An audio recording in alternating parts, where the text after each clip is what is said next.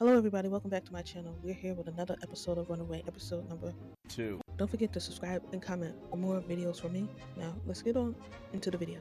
Wynn's plan to end her life was thwarted. Van comes to see if she is hurt. Wynn is still confused about what's real and what isn't. Van says, why would you do something like that? I'm like, Van, she's been getting terrorized by a ghost for quite some time. I thought the family knew. Wynn, like, I don't want to live anymore.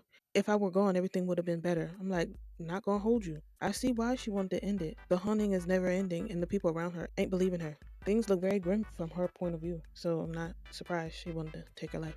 But Van wants her to stop saying that, because from here on, she doesn't want Wynn to bottle up what she's feeling. Wynn, like, Mom hates me, she cusses at me all the time, and she thinks I'm a burden. I'm like, this is a shame. I wish Wynn has some friends or something instead of having to rely on her family for emotional support, but I guess she ain't got nobody since she ain't in college no more. Van talk about Mom really cares about you. She doesn't know how to express it. I'm like, I don't know what it's like to be a parent, but if you are struggling to show love to your kids, maybe you need some help, like a parent support group or something. It's better than doing nothing or leaving the West Coast like my mom did. So yeah, maybe y'all talk to somebody. I don't know. Whenever Wynn experiences something eerie, her mom calls her delusional. But she's telling the truth. Wynn says, I'm completely lost and I don't even know what I'm facing. Is it a dream or is it an actual ghost? I can't even function. I'm like, bruh, she might need Peach and Home from Peaceful Property. Even though they deal with properties, they could still help Wynn because she can't take no more. This haunting is crazy. Back to the show. Wynn tells Van whenever she sees the ghost, it's using Van as a medium. Van like, remember the woman the medium told you about? Wynn remember, but knows she ain't finna help. Van tries to get through to Wynn, telling her, if no one in the world can help you, then I will. I'm like, thanks, Van. Wynn been needing someone who can just sit and listen. The parents come through. The dad want to know if Wynn's alright and says, Van notified me about the situation. I'm like, when did Van do that? Was that prior to her running after Wynn? I don't know. Anyway, he like, don't feel bad. Everything you're doing is good enough. The mom suggests taking Wynn to a temple tomorrow. She continues, Dad and I are going to take you to a ritual to ward off bad luck and extend your life. Wynn is hopeless right now because it ain't going to work.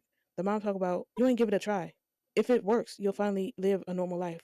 I'm like, if it works, will the mom stop badgering Wynn? I really want to know because she don't seem like the type. Not the ghost really lurking. Anyway, at the temple now, the monk tells Wynn your karma truly is grave. Well, damn. At least he ain't sugarcoat the shit, but jeez, where's the bedside manner?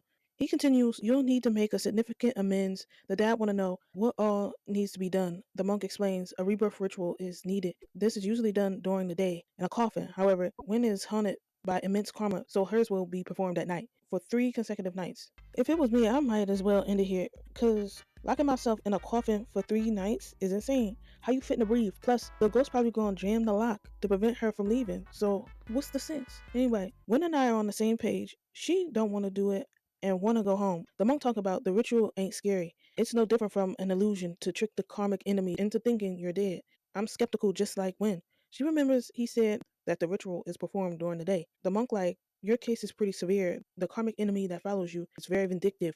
Wynn is ready to leave on that note. The mama asking about the cost. He want 10,000 baht. That's no problem for the mom. And I'm like, I beg to differ. They all look stressed when he just said that figure. If y'all ain't got it, it's cool, but maybe you just need to go to another temple to find somebody else that charge a different price, cause no. When they feeling it and she leaves and tells them again she don't want to do the ritual. The dad wants Wynn to do what her mom says. Wynn tells them, nah, look how expensive it is. Keep that money for the mortgage. The mom like, how is the mortgage more important than your life? As long as you're alive, we can make more money. And I'm like, oh, we finally see that the mom cares somewhat. She's just abrasive sometimes. Wynn really doesn't want to burden them anymore. The monk says they can perform the ritual tonight.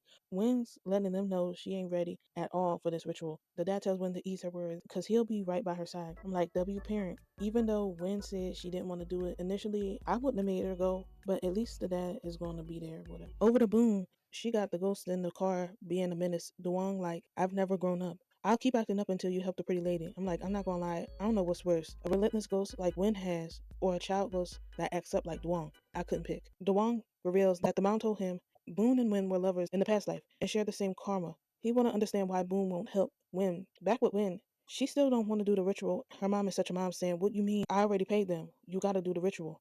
I'm like, this is one line I've heard so many times throughout my childhood. I know how Wynn is feeling, especially since she didn't want to go through the ritual anyway, so you just did it because you wanted me to do it, not because I actually had to say. The mom wanted her to do this so Win can quit being a psycho. The dad asked the mom to go to the car because she bugging right now. In the temple, they see a real coffin. I'm like, I thought they was joking about putting her in a pine box. At this point, she's 2 steps from glory.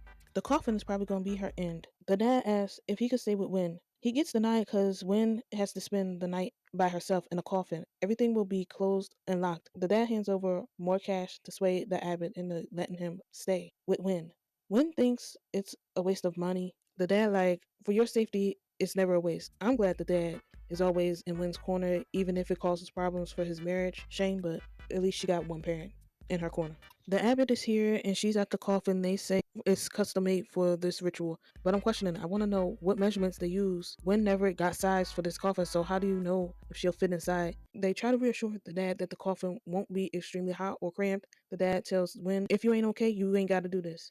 For real, she been saying she don't want to do it, this whole ritual thing, this whole time, but nobody been listening to her.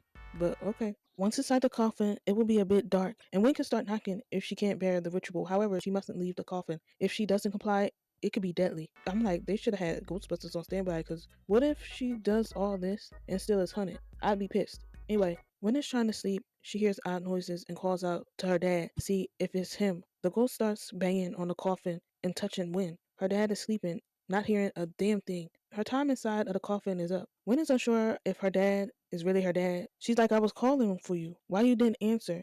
Her dad is shocked because he ain't hear nothing. When he checked, everything was fine. So he accidentally went to sleep. I'm like, now, Dad, I'm not going to be super mad, but I'd have been posted up right next to the coffin with my phone or Game Boy and made sure I was awoken. Is electronics even allowed in the temple? Win. It's home now. It does seem like the mom is employed. She got a dessert business or something. It's night 2. Win is back in the coffin, getting tormented by this ghost. The ghost start talking real grimy, saying, almost bit the dust, bitch. The only way you'll get there is by my hands. I'm like, for real, I would have had my ancestors come and drag this ghost if it was me. She is too comfortable talking to Win like this. I don't know what gave her this right, but okay. Win is tired and wants the ghost to take her life right now. This ghost loves to see Win suffer. Win asking again for the ghost to kill her. The ghost grabs Win by the neck, wondering if some cool things she had done is resurfacing in her mind. Win wants to understand what she did. The ghost ain't gonna tell her, because Win will use nefarious tricks to get rid of her. The deranged ghost ends it with saying, don't take the easy way out, because in a few days, you'll face your fucking death. So don't try to make me forgive you like you did in former lives. I'm like, hold on. Now, how many lives have Win been tormented in? She said lives, plural. And I wish Win could slap her. She so reckless with her mouth, this ghost. I don't know. What's wrong with this ghost? Day 3 is here. The dad is trying to get Win up so they can go to the temple. Win looks grim. Her dad feels she's hot to the touch. She weakly says, I'm hot, very hot. He's about to take her to the doctor when her mom's like, if her spirit possessed behavior don't go away, we'd just be throwing money down the drain. The dad is being reasonable by saying when it's burning up, but all you care about is the stupid ritual. I'm like, I don't know about parenting, but I'd have took her to the doctors first, then headed to the temple. Is that another bill? Yes. But didn't the mom say as long as Win is alive, they can make more money? See, she be fraudulent sometimes, and that's why I can't deal with her. Win wants it all to be over and is ready to head to the temple. Some chanting happens while she's there, but suddenly Boone shows up and says she gotta leave. Boone making sure Win is alright when Duong appears, thrilled because Boone finally helped Win. Boone wants him to be quiet because Win needs rest. He's teasing Boone about caring for Win. I'm like, this kid is hilarious. I watch a show just about his character. That's how funny he is to me. Anyway, Boone talking to the cat. Now Duong says, it ain't nice to take it out on Dama. Boone like, y'all sighting with each other now? Duong reminds Boone she said she wasn't going to help Win. Boone talk about, if I don't help her, who will? Duong resorts back to teasing. Boone put her fists up. Duong pushes her next to Win. Duong is funny. You can't be mad at him, Boone. Plus, the mom is to blame for telling him all this, so be mad at her. Van is calling Win, but she's not answering. Van calls her dad to see if he found Win. He says he knows where Win is. She's at the medium's place. They're going to take care of Win. Win finally wakes up and tries to figure out how to leave the room. She asks to open the door. Win begins to panic and calls out for help. Boone comes in with food and medicine. Boone tells Win she needs to stay here. Win like, for what though? You come and go as you please, but don't tell me anything at all. I'm like, that's true. At least tell Win something since she's completely left in the dark in a random place she doesn't know. Boone talk about, you'll know when the time comes, then locks her in the room.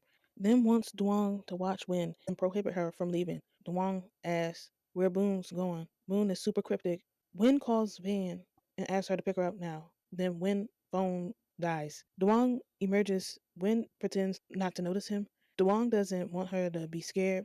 Win says, "Why are you here?" He's like, "Boon told me to look after you because the bad guy."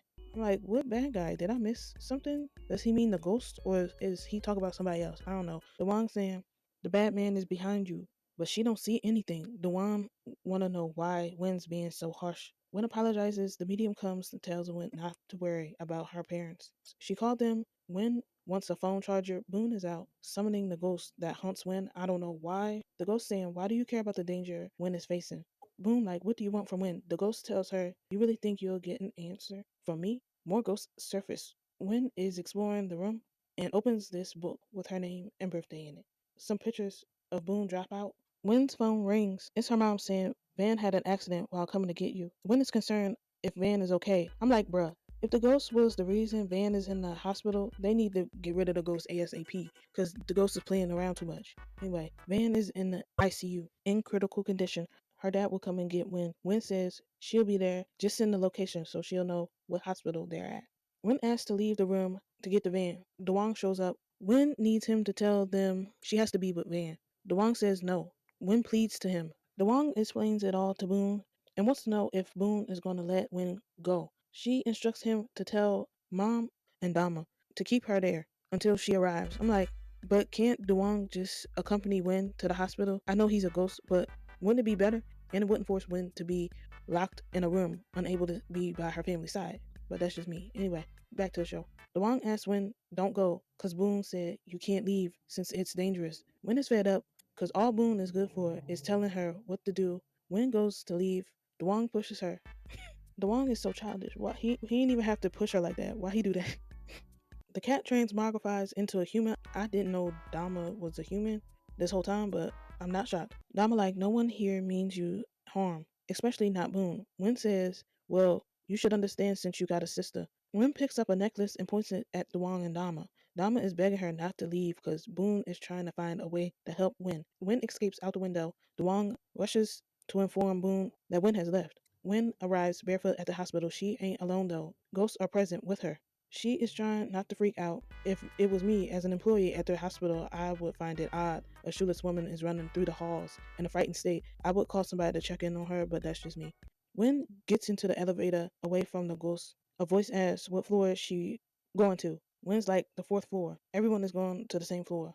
Turns out it's a ghost in the elevator with Win, not a human. That's the end of episode 2 of Runaway. Y'all, I was taken aback by this episode. This ritual they did on Win, I didn't think she would have to sleep in a coffin for real. What would they have done if she was claustrophobic? Do they have a different method for people who are? Shame that the ritual didn't work because Win is still seeing ghosts. The dad should ask for a refund, not the mom. I hope Boone sheds a little more light on the plan to help Win because keeping Win in the dark is not helping. That's the end of the video. Like and share for more content from me. Be safe. Later, y'all.